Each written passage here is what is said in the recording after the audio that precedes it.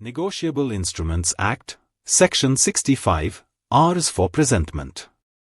Section 65 of the Negotiable Instruments Act, 1881 lays down a fundamental procedural requirement relating to the timing of presentment for payment of negotiable instruments. It ensures that such presentment is made in a manner consistent with ordinary business practices and within reasonable and recognized working hours, thereby protecting the interests of all parties involved.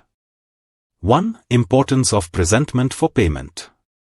Presentment for payment is a vital step in the life cycle of a negotiable instrument, involving a formal demand made by or on behalf of the holder to the party primarily liable, such as the maker, acceptor, or drawbank for payment of the amount due.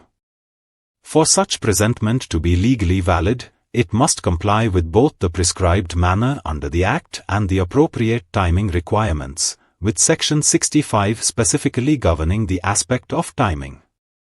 2. Presentment during usual business hours.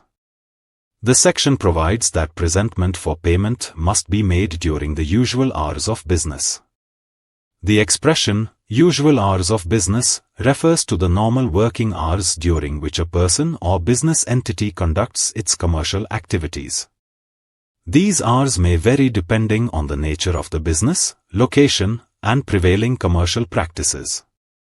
The rationale behind this requirement is that the party liable must be given a fair and reasonable opportunity to make payment.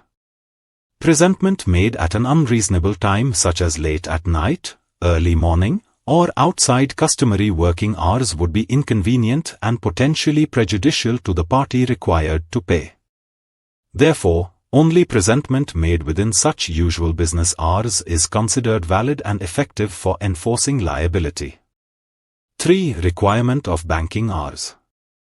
Where a negotiable instrument is presented at a bank, especially a cheque, it must be presented strictly within banking hours as required under Section 65. Banking hours are fixed by regulations and practice, and presentment outside these hours remains invalid even if the bank is open for administrative work. This ensures the bank has the authority and capacity to process the instrument at the time of presentment. 4. Consequences of presentment outside prescribed hours. If presentment is made outside usual business hours or, in the case of a bank, outside banking hours, it may be treated as invalid and can lead to serious legal consequences. In such cases, the holder may lose the right to hold certain parties liable, particularly drawers or inducers, and the instrument may be considered not properly presented, affecting claims arising from dishonour. Moreover, the party liable may not be regarded as in default since the demand was not made at an appropriate time, making compliance with Section 65 essential to preserve legal rights and remedies. 5. Relationship with other provisions. Section 65 must be read in conjunction with other provisions relating to presentment, such as sections dealing with presentment for payment, dishonour, and notice of dishonour. Together, these provisions establish a comprehensive framework governing how and when a negotiable instrument must be presented in order to enforce liability. 6. Purpose and rationale.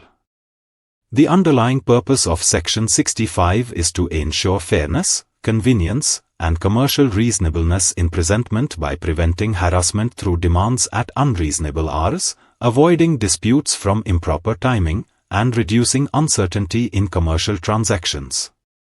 At the same time, it promotes discipline by requiring holders to act diligently and in accordance with accepted business norms while safeguarding the interests of the party liable.